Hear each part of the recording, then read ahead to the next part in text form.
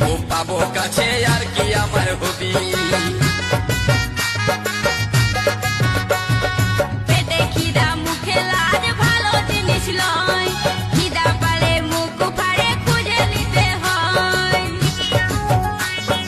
আজ পাবো কার পাবো বলে গো আমি থাকলি আশা করে, আজ পাবো কাল পাবো বলে গো আমি থাকলি আশা করে। আজকে দিতেই হবে, আজকে দিতেই হবে, আর রইব না আশাতে গো দিতে হবে।